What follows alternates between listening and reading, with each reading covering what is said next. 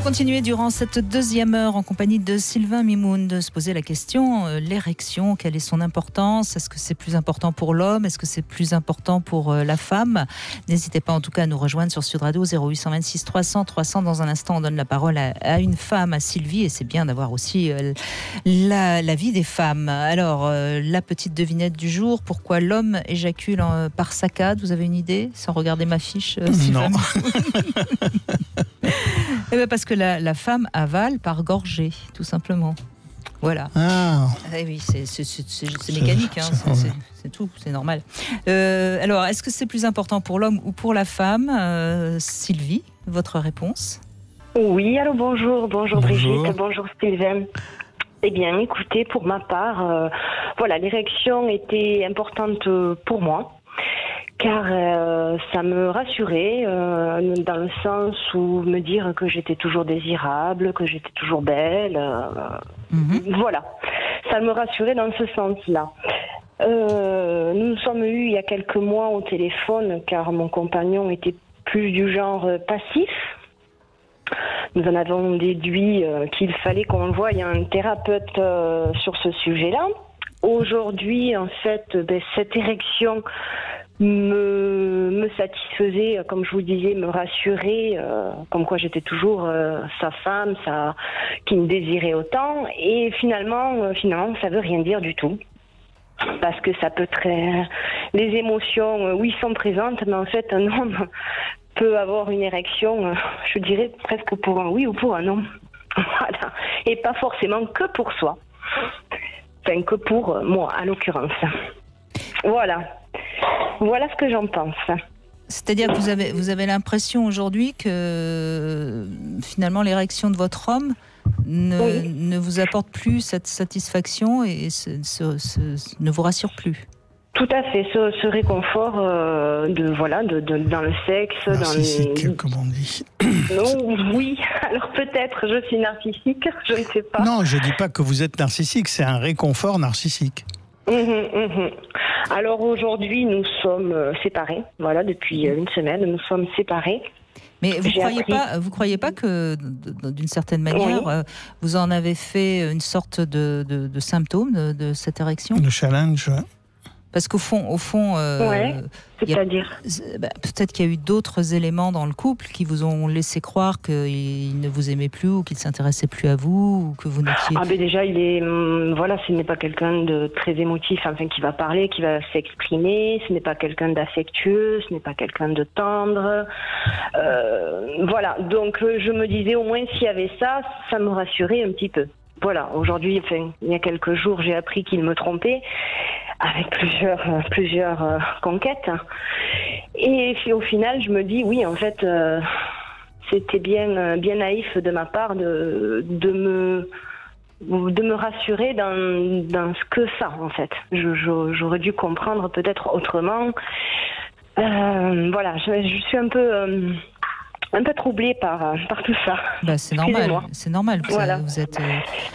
Vous êtes dans une prise de conscience de... Vous êtes ensemble depuis combien de temps? Plus de 10 ans. Plus de 10 ans, et chose à chaque fois qu'on essayait de faire l'amour, c'était très rare. Et quand on le faisait, il n'allait pas jusqu'à la fin. Donc au final, c'était pénible même pour moi parce qu'il n'y avait plus aucun intérêt. Enfin, que ça dure trop longtemps, je n'avais plus. C'était trop long, quoi. Mais vous avez été finalement voir un thérapeute ou pas? Oui. Oui. Qu'est-ce qu'il en est sorti? Il en est sorti que c'était peut-être moi qui étais trop exigeante et trop ce genre de choses, mais l'adultère n'avait pas été avoué à ce moment-là. Enfin, il n'est toujours pas avoué, je le sais, j'ai découvert. Mais voilà. Il en était sorti ça, mais est-ce que ça avait du sens pour vous? Faut toujours Oui, bien sûr, ça avait du sens. Je me disais, tiens, pourquoi pas? Donc c'est vrai que je me suis remis moi aussi en question. J'ai fait aussi moi de mon côté une thérapie. Enfin, voilà. Mais l'autre jour, vous parliez de Père Werner. Oui. Oui. Ce qui est toujours ennuyeux quand on va voir un thérapeute, c'est qu'il y en ait un qui soit sur la sellette du fautif et pas l'autre. Non, j'avais ma part de responsabilité aussi. Après, non, mais j'entends bien que vous aviez votre part de responsabilité, mais de son côté à lui, c'est certainement quelqu'un qui a du mal avec la communication émotionnelle. Oui. Donc enfin, je veux dire, d'abord, c'est pas une question de faute, mais il y a une responsabilité de chaque côté, quoi. C'est-à-dire que vous, comme il ne communiquait pas émotionnellement, vous étiez certainement en demande. Comme vous étiez en demande, lui en a déduit que vous en demandiez trop. Enfin, mais c'est pas. Enfin, à mon avis, c'est plus comme ça qu'il faut analyser les choses que de dire que c'est vous qui étiez trop exigeante. Oui, alors c'est ce qu'il disait, que j'étais trop exigeante, que je demandais la perfection. Enfin, j'avais toujours quelque chose qui n'allait pas,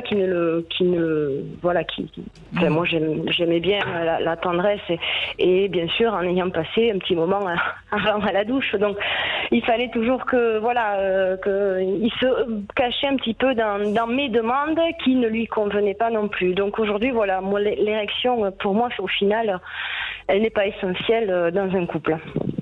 C'est le résultat d'un bon couple, je vous dirais, ou d'une bonne confiance en soi, ou voilà. Mais sentimentalement, ça veut rien dire. Ça, c'est sûr. La solution, c'est l'égoïsme partagé. Et si jamais vous n'êtes pas vous dans votre égoïsme et que lui non plus, en effet, vous ne faites que vous croiser. Oui. Mais au début, quand vous vous êtes connus et que vous vous aimiez, est-ce qu'il avait pas ce souci-là ? Non, mais en fait, il ne venait jamais vers moi non plus. D'accord. C'était toujours moi qui entreprenais les choses. Donc c'était quand même aussi un choix de votre part de prendre un partenaire qui ne vous envahissait pas trop par sa sexualité. Tout à fait, sauf que aujourd'hui j'ai grandi, j'ai mûri et qu'on change avec le temps. Bien sûr.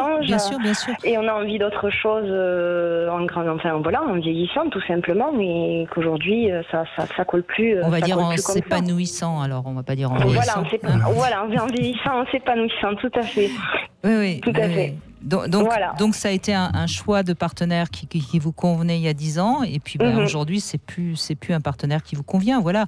Est-ce qu'il faut aller après dans la rancœur et dans les reproches ? Moi je crois qu'il faut au contraire de se dire on a vécu quelque chose de bien à un moment donné, et puis maintenant nos routes se séparent.